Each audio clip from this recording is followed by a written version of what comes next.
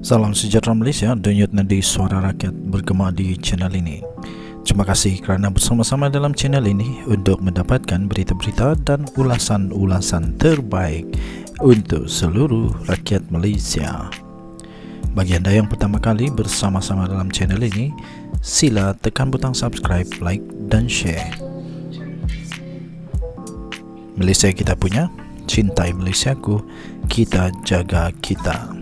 Sekali lagi, bagi anda yang pertama kali, sila tekan butang subscribe, like dan share. Kita mulakan berita menarik hari ini. Salam sejahtera Malaysia, denyut nadi suara rakyat terus bergema di channel ini. Tuan-tuan dan puan-puan yang dihormati sekalian, Tok Mat Hassan akhirnya muncul mengejutkan seluruh Malaysia. Beliau ni jarang-jarang keluar, tapi sekali keluar bikin terkejut tuh. Jadi beliau berkata tentang keadaan sekarang. Beliau memberikan komen keadaan terkini hubungan di antara parti-parti. Saya fikir secara khususnya, pendapat saya secara khususnya, beliau bercakap tentang hubungan di antara UMNO dan Kerajaan Perpaduan, dengan Kerajaan Perpaduan dengan Pakatan Harapan, yang ramai orang Muhyiddin Yassin lah secara spesifik, yang dia kata retak menanti belah. Jadi akhirnya Tok Mat Hassan muncul memberikan satu jawapan tuntas. Tok Mat Hassan berkata, kejayaan PRK lalu satu bukti kerjasama kukuh di antara akar umbi perpaduan. Pasti ini berita yang tidak disukai oleh Muhyiddin Yassin. Pasti ini berita yang tidak disukai oleh Muhyiddin Yassin. Muhyiddin Yassin entah dari mana dia dapat dia punya fakta yang dia kata retak menanti belah. Ini Tok Mat Hassan muncul memberikan jawapan bahawa kerjasama kukuh di antara akar umbi. Entah dari mana Muhyiddin dapat retak menanti belah. Sudah saya cakap, kalau ada satu dua orang saja orang yang nak keluar daripada UMNO, ada apa? Tak jadi apa dah. Tak jadi apa. Menjelang PRK Kuala Kubu Baru, Timbalan Presiden UMNO Muhammad Hassan memberi jaminan kerjasama dalam kalangan jentera akar umbi parti komponen Kerajaan Perpaduan masih kukuh dan akan mengulangi kejayaan sebelum ini. Muhammad Hassan menjawab soalan kerjasama erat pemimpin Kerajaan Perpaduan di peringkat atasan belum diterjemahkan kepada undi pada pilihan raya sebelum ini kerana semangat itu masih belum diterima baik di kalangan akar umbi mereka. Katanya, saya tidak nampak ia ada kerjasama di kalangan jentera dan akar umbi tidak diterjemahkan dalam bentuk sokongan undi. Ia sudah pun diterjemahkan dengan baik sekali katanya. Malah, ini dia buat contoh. Di Pulai, di Simpang Jeram, saya berada di sana secara praktikal. Dan diberitahu Simpang Jeram agak rumit kerana komposisi pengundi. Ramai orang berkata, Pulai akan menang mudah. Tetapi Simpang Jeram agak sukar kerana komposisi pengundi yang majoritinya adalah Melayu. Tapi kami berjaya, kata beliau. Katanya kepada pemberita selepas menganjurkan Wisma Putra sambutan Hari Raya di Putrajaya pada hari ini. Dia juga menegaskan Barisan Nasional akan menyokong mana-mana calon yang akan mewakili Kerajaan Perpaduan pada pilihan raya kecil di Kuala Kubu Baru akan datang. Tok Mat juga berkata, tidak timbul sebarang isu di kalangan jentera akar umbi yang dianggapnya penting dalam meraih kemenangan kerusi DUN itu untuk Kerajaan Perpaduan. Lepas tu, tiba-tiba ada gerakan boikot dalam Barisan Nasional kah? Mengulas mengenai tindakan samar parti komponen Barisan Nasional, iaitu MIC dan MCA, Tok Mat berkata secara terang-terangan, beliau menafikan sebarang gerakan boikot dari dalam gabungan itu pada pilihan raya kecil yang akan datang. Tak ada. Katanya BN masih belum mengadakan sebarang perbincangan untuk menangani bagaimana parti itu akan menghadapi pilihan raya kecil Kuala Kubu Baru. Dan berkata gabungan itu akan bermesyuarat tidak lama lagi sebelum hari penamaan calon. Katanya, saya rasa tak timbul isu boikot-memboikot. Barisan Nasional pun belum buat mesyuarat lagi. Biar kami bermesyuarat dulu, katanya. Dan dalam mesyuarat Barisan Nasional nanti, katanya, kami akan berganding bahu, bertukar-tukar fikiran dengan apa tindakan jalan terbaik untuk memastikan supaya Barisan Nasional mantap sebagai satu pasukan untuk membantu calon kerajaan perpaduan ini yang bertanding semasa pilihan raya Kuala Kubu Baru, katanya. Jadi tuan-tuan dan puan yang dihormati sekalian, harapan Muhyiddin ataupun pendapat Muhyiddin tentang kerajaan perpaduan yang retak menanti belah nampaknya hanya ciptaan rekaan semata-mata. Entah dari mana dia dapat teori, semuanya nampaknya tak betul. Okay, so denyut nadi Suara Rakyat bergema di channel ini. Jangan lupa tekan butang subscribe, like dan share. Bye-bye. Salam sejahtera Malaysia. Denyut nadi Suara Rakyat bergema di channel ini. Anda setuju tak dengan kenyataan saya ini? Sebelum Muhyiddin sibuk dengan hal parti orang, sibuk dengan tepi kain orang, apa kata Muhyiddin sibuk dulu dengan hal keluarga sendiri? Apa kata Muhyiddin, pergi dulu pastikan, pujuklah anak menantu kamu tu balik untuk dibicarakan di Malaysia. Kalau menantu sendiri, keluarga sendiri tak boleh handle, kalau keluarga sendiri tak boleh urus, saya fikir Muhyiddin Yassin tidak layak untuk berbicara tentang perkara yang lebih besar. Kalau hal keluarga sendiri yang kecil pun tak boleh urus, macam mana nak cakap itu ini? Tak malu kah? Tak malu kah? Cubalah. Ini nak tolong sibuk menyibukkan diri dengan hal orang parti UMNO, Najib Razak, macam-macam lagi lah. Dia cuba untuk sibuk, tapi dia tak sedar dan tak malu. Dia punya anak menantu dia sendiri, dia tak mampu untuk bawa balik ke rumah dia. Kesian anak dia. Bawalah balik menantu dulu, Muhyiddin. Janganlah cakap orang dulu, janganlah cakap tentang perkara lain dulu. Buktikan dulu bahawa kamu tu mampu. Dengan apa? Dengan segalanya bermula di rumah dulu. Bukan jangan besar-besar tulus. Jadi buktikan dulu. Setuju tak anda? Saya sangat-sangat setuju. Saya rasa pelik macam mana dia boleh sibuk dengan hal orang, tapi hal rumah sendiri tak boleh nak handle. Tak malu juga. Bawa balik menantu dulu, Muhyiddin. Menteri Komunikasi Fahmi Fadzil menyatakan Presiden Perikatan Nasional Tan Sri Muhyiddin Yassin agar berusahalah untuk membantu menjemput anak menantunya, untuk kembali kepada anak menantunya, untuk berdepan dengan siasatan. Sebelum beliau beri apa-apa komen, sebelum beri komen, beri tanggapan, cakap Anwar bodoh apakah, sebelum bagi apa-apa komen, kata Fahmi Fadzil, saya sarankan Muhyiddin untuk bantulah dulu pihak berkuasa untuk jemput kembali his son-in-law who is on the run. Don't talk about KKB or PRK dulu. Jangan dulu cakap tentang KKB, Kuala Kubu Baru atau pilihan raya kecil. Cakap dulu, bawa dulu baliklah anak kamu tu, anak menantu kamu tu. Bring back your son-in-law then, and then you are in better position to talk because he is in fugitive from justice. Tak malu kah?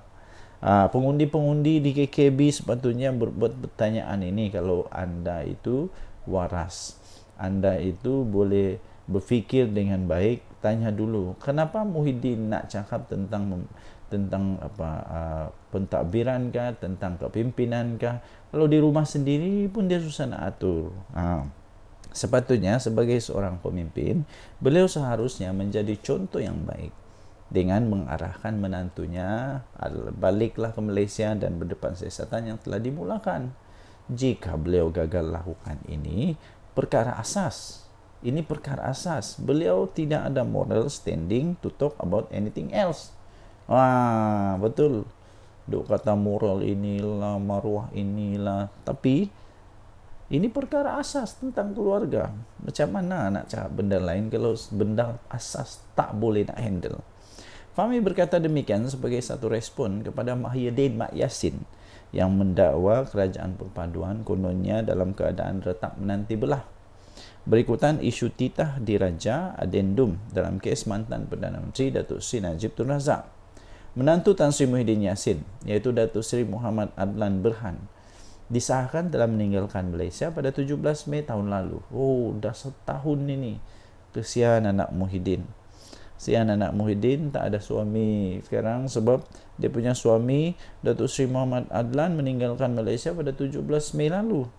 Adlan disiasat oleh Suruhanjaya Pencegahan Rasuah Malaysia dan berdepan dengan kes rasuah dan penyelewengan untuk projek-projek berhubung, projek berkaitan dengan pendaftaran, pengambilan serta penyimpanan biometrik pekerja asing di sebuah kementerian. Muhyiddin, bawalah balik kamu punya menantu tu dulu, barulah cakap tentang pilihan raya, barulah cakap tentang komen-komen yang lain. Ini menantu sendiri, keluarga sendiri, rumah sendiri, tak boleh nak handle, cuba nak handle parti orang, cuba nak sibuk menyibuk budi dengan parti orang. Kamu sendiri pun mahkamah tahu Muhyiddin. Muhyiddin sendiri ada kes mahkamah. Anak menantu dia sendiri ada kes mahkamah. Terus banyak lagi lah di dalam Bersatu yang banyak kes mahkamah lagi. Sibukkanlah hal itu dulu. Jangan dulu sibuk-sibuk dengan benda yang lain. Malu juga. Okey, Denyut Nadi Suara Rakyat bergema di channel ini. Sila tinggalkan komen anda. Apa pendapat anda? Kita jumpa lagi. Bye-bye. Salam sejahtera Malaysia. Denyut Nadi Suara Rakyat terus bergema di channel. Sekarang jam lebih kurang 5:04 petang 22 hari bulan memasuki bulan kelima ini, tidak lama lagi bulan kelima. Setuju tak dengan agak biul, tak faham peranan dan fungsi lembaga pengampunan? Sekali lagi saya ingin tanya kepada anda boleh letakkan komen anda boleh letakkan pendapat anda di ruangan komen dengan tajuk ini. Apa pendapat anda dengan tajuk ini? Adakah anda setuju atau tidak setuju? Muhyiddin agak biol, tak faham peranan dan fungsi lembaga pengampunan. Pertama, saya tak berapa faham apa itu biol. Apa maksud biol sebenarnya ya? Bengong kah atau tak faham kah atau agak sedikit gila kah atau apa? Tapi apa maksud biol tu Okey, setiausaha politik Perdana Menteri, setiausaha politik kepada Datuk Seri Anwar Ibrahim iaitu Muhammad Kamil Abdul Munim tampil dengan berani dan menempelak Tan Sri Muhyiddin Yassin yang didakwanya sebagai biul. Ini yang saya nak tanya ni, apa maksud biul sebenarnya? Dia menempelak Muhyiddin sebagai seorang yang agak biul dan tidak faham tentang fungsi sebenar lembaga pengampunan susulan kebijakan yang telah diberikan kepada Perdana Menteri Datuk Seri Anwar Ibrahim oleh Muhyiddin Yassin. Dia juga mendakwa bahawa kerajaan Madani pada hari ini bukanlah seperti kerajaan Perikatan Nasional yang gemar mengundang duka cita istana. Betulkah? Anda boleh tinggalkan komen juga. Betulkah pada zaman Perikatan Nasional memerintah Muhyiddin sebagai Perdana Menteri, betulkah seperti yang didakwa ini, iaitu Perikatan Nasional ini memang gemar mengundang duka cita istana? Beliau berkata, sebagai mantan Perdana Menteri, agak biul dan memalukan jika Muhyiddin Yassin tidak faham. Jika Muhyiddin Yassin yang bekas Perdana Menteri tidak faham dan tidak faham peranan dan fungsi lembaga pengampunan yang prerogatif yang di Pertuan Agong. Kemudian dia kata, hadamlah perlembagaan sendiri dan kurangkanlah bergantung kepada teks yang disediakan. Katanya kepada Malaysia kini, Muhammad Kamil mengulas kenyataan Muhyiddin Yassin yang melabel Anwar sebagai Perdana Menteri yang bodoh kononnya lah. Jika dia tidak tahu berkenaan dengan dakwaan kewujudan titah adendum agar Najib Razak menghabiskan hukuman penjara betul menerusi tahanan di rumah. Saya agak pelik juga, tiba-tiba Muhyiddin seolah-olah mau menyokong ini. Adakah ini satu teknik baru daripada Muhyiddin yang supaya mengambil hati UMNO, supaya dia seolah-olah betul-betul prihatin kepada UMNO, prihatin kepada Najib Razak. Akhirnya penyokong-penyokong UMNO yang tak berapa nak faham, yang tak berapa nak tahu, akhirnya sepatutnya UMNO bersama semula dengan Bersatu. Saya mungkin boleh UMNO bersama dengan Bersatu, tapi bolehkah UMNO bersama dengan PAS lagi? Dihidupkan lagi kah Muafakat Nasional selepas ini? Adakah Muafakat Nasional 2.0 terjadi lagi? Okey, jangan lupa di dalam Muafakat Nasional, kalau saya tidak silap, orang-orangnya ialah bekas ahli parti UMNO yang telah dibuang, kalau tidak silap lah kan. Sebelum ini Anwar berkata, afidavit yang difailkan oleh Timbalan Perdana Menteri iaitu Ahmad Zahid Hamidi untuk menyokong usaha bekas Perdana Menteri Najib Razak supaya dapat menjalani baki hukuman di rumah melalui tahanan rumah dibuat atas kapasitinya sebagai Presiden UMNO dan bukanlah sebagai Timbalan Perdana Menteri. Ketika berkata demikian, Anwar menegaskan bahawa kerajaan tidak akan campur tangan dalam keputusan lembaga pengampunan. Dan beliau juga menegaskan bahawa titah yang di Pertuan Agong semasa mesyuarat lembaga pengarah adalah muktamad dan tidak lagi boleh dicabar. Muhyiddin sebaliknya membidas Anwar dan melabelnya sebagai Perdana Menteri yang bodoh. Aduh, saya rasa antara Datuk Seri Anwar Ibrahim adalah Perdana Menteri paling bijak dalam sejarah Malaysia. Paling bijak. Buktinya, beliaulah Perdana Menteri yang paling singkat dalam sejarah yang dapat, dengan singkat itu, dapat mengumpul paling banyak pelaburan daripada negara luar. Muhyiddin berapa banyak dia dapat dari negara luar? Lepas itu, siapa yang paling banyak menyebabkan negara berhutang? Kita kajilah dulu. Najib kah, Muhyiddin kah, Mahathir kah, Anwar kah? Kajilah, tengoklah. Dalam masa yang singkat saja, tak sampai pun 3 tahun jadi Perdana Menteri, berapa banyak hutang negara Malaysia. Jadi Muhyiddin, sebelum cakap Anwar bodoh, bagus dia cermin dulu diri dia, siapa yang bodoh sebenarnya. Jadi, ini beza kerajaan Muhyiddin dan kerajaan hari ini. Kerajaan hari ini yang menjunjung dan hormat kepada institusi diraja. Segala keputusan dibuat melalui tata cara dan penuh adab menurut perlembagaan. Tidak seperti tindakan kerajaan Muhyiddin yang menarik semula ordinan darurat yang mengundang rasa duka cita daripada Seri Paduka, katanya. Ketika pentadbiran Muhyiddin, Al-Sultan Abdullah Riayatuddin Al-Mustafa Billah Shah telah melahirkan rasa duka cita baginda dengan pengumuman pembatalan ordinan darurat di Parlimen.